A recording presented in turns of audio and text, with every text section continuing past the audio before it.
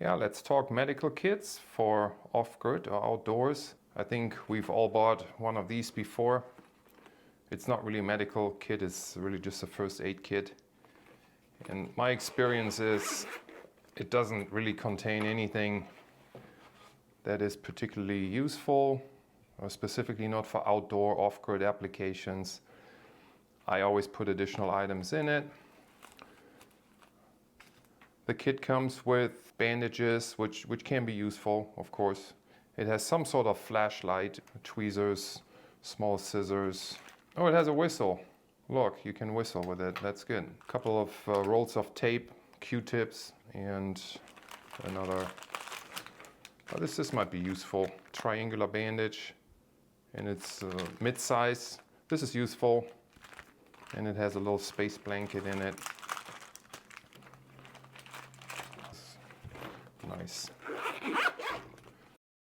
And this is my medical kit that I carry in my vehicles. This is more of a trauma kit. It has other items in it, including Israeli bandages. And let's have a quick look what's in here. The first item is a tourniquet. This probably should be out of the packaging. Matter of fact, I'm going to pull it out of the packaging. It's just one less step you have to take if you ever need to deploy it. Hopefully you never have to use it on your own, because if you ever do have a major artery issue, you have very little time to put this on effectively. The other item is a space blanket or emergency thermal blanket. They come in different colors, and I do leave links in the description for all these items. This particular one is orange. They come in camouflage and yellow and all kinds of different colors. And the other side is, I believe it's silver.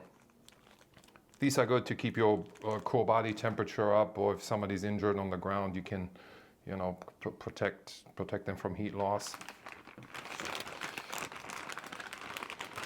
And here are the main items that we would probably use, that I use the most, really.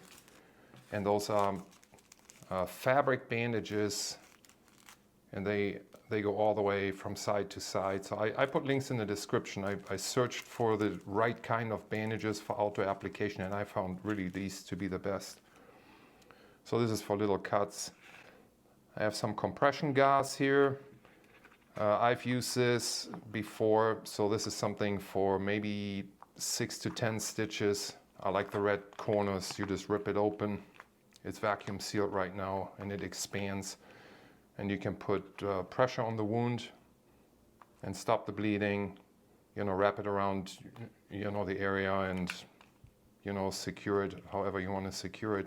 Very useful, very lightweight, compressed. I really like this. Again, links are in the description for this.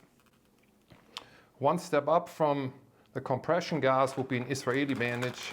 And this is a compression bandage. They call them Israeli bandages.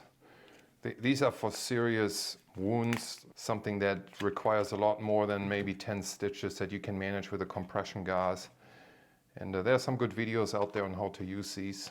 Again, vacuum sealed, orange corners, you can rip it open and you can really put it into the wound. It's more of a trauma dressing.